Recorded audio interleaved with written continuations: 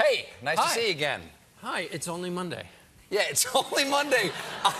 I'm sweating from the news. So much is happening in the last. The last show was Friday, and I thought, oh, we'll have plenty to talk about on Monday. I didn't know I'd have too much to talk about to fit it into one monologue. Yeah. What do? You people who have a responsibility to report all the major stories. I can say, well, I'm not going to do that one. I'm not going to do that one.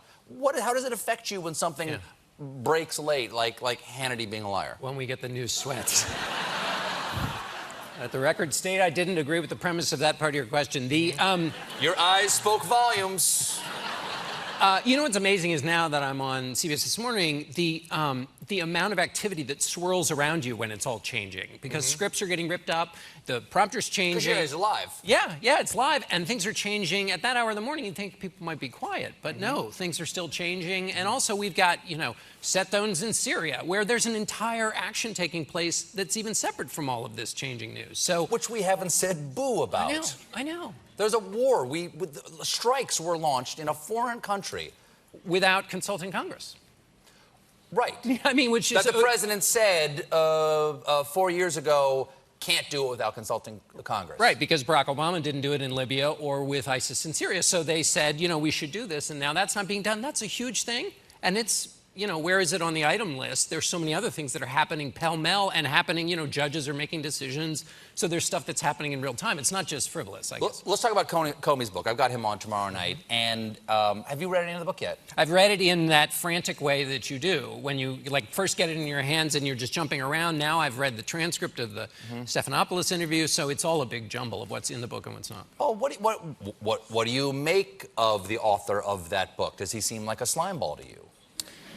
Well, what he's trying to do is he's making the case for a moral standard at a time when all those standards are being thrown out by the president. And some people love the fact that some of those standards are being thrown out. And so he's trying to make this case while he has fallen short of standards as well. Right. He lays it out every chapter by chapter. He lays out a prosecutor's case. Right. And you know that he's leading toward a prosecution of sorts of Donald Trump. But he talks about, I broke up the mob. I charged Martha Stewart, even though she was rich. I okayed going after Scooter Libby, even though he was politically powerful. And so he's setting up all this criteria for going after Donald Trump and talking about ethical leadership along the way. So he's setting a bar for leadership. He is. Now, the problem is there were bars that he fell short of that people criticized him about. In other words, having the press conference when he announced the Hillary Clinton news, and then 10 days before the election, talking about that and possibly influencing the election. So he's not totally clean. So the question is, now that he's got this book out there, will people hear that it's a call to a higher standard, or will they think this is just more weaponry in a partisan fight? If those standards he's making the case for get written down as just more weaponry in a partisan fight, then he's actually net reduced our belief in those standards that he says should be above politics. So that's the fight for him. Can he protect those standards from the launch of his own book? Wow. Well, I think one of the great challenges that he has, a friend of mine said to me today, that he has set a bar for himself and doesn't clear it. Yeah. Whereas Donald Trump has no bar. Or... you want to land me in? You want to land me in there? Or he doesn't believe that the bar is for suckers. You have done an exhaustive investigation into the presidency. You've got the cover article in The Atlantic this month, and it's called "How the Presidency Became Impossible." What do you mean the presidency is impossible? A lot of people do it. That's the first time I've seen it. It's really? Yeah. Do you want to touch it? I do. Would you? All for you. Yeah. All for you, darling. I need some nighttime reading. It's 15,000 words of long work. The idea is that we obviously have a highly idiosyncratic president doing a lot to the standards of the office.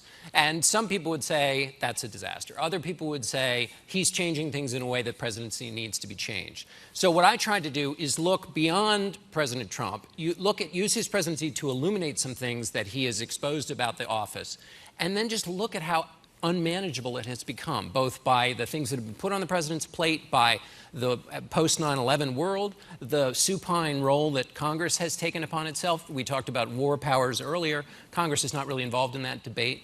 And so is it possible for any one president, regardless of skills, to do the actual job? Is there any way, like a president who came into office, because nobody seems to relinquish powers, that a president might want the powers to be taken away so that the job is smaller so they can do it? Yeah, Mitch Daniels, who worked at, it was the Office of Management and Budget Director under Bush, said basically a good president should come in and say, I'm going to do 3 things, and I'm going to basically farm out the rest of it to my vice president, to members of my cabinet. The reason that never works, Carter tried a similar thing. The reason that never works is the president takes the punishment politically. So no matter what happens. Yeah, so if you're going to take the punishment politically, I want to control everybody. And then the problem is you control everybody, and the next minute you're doing the schedule for the tennis courts, and you're down in the really deep weeds. Which Carter actually did. Which Carter did, yeah. We got to go before we do, because I hang out with you. Now, we got a photo here, which I would like you to explain to me. Is it video or a photo? It's video. You were doing this ongoing experiment at CBS This Morning where they took away, like, your phone for a day and your electronics, and you had to just be like 19th century John Dickerson. Right. And now you've taken it a step further to talk about concentration and what happens to our mind from our crazy world. What's happening before we cut it? What's happening in this video? So I went into basically a sensory deprivation tank for an hour where you float in Epsom salts. That's a ton of Epsom salts. It's deader than the Dead Sea.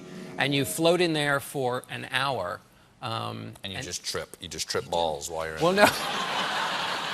You're just dropping acid and just going hunting the great snake in the Amazon. That's right. Ayahuasca tea, the whole thing. Right. You come out, you see spirits. Or as we call it, Saturday morning at my house. What happened was I went in there and suddenly they said, okay, you're done. I was like, no, it's got to be longer than 15 minutes. It was the full hour. At one point, my heart rate dropped 20 beats down to 50. Wow. My blood pressure dropped 20 beats. And at one point in a minute, I only breathed 2 breaths. Wow. Yeah, it's like What did you think about? Because I think I would go insane for the little squirrel hatchery I've got up here. I too have a squirrel hatchery and a hamster wheel and a variety of other things. And actually, it was very calming, controlling. It was like a very concentrated kind of meditation. And so I'm going to try it again when there aren't so many cameras in the room. I'm in too. Double date? Yeah, oh, yeah. John, thanks so much for being here. CBS This Morning airs weekday mornings at 7 on CBS. The Atlantic covers John Dickerson, everybody. We'll be right back with Charlemagne the God.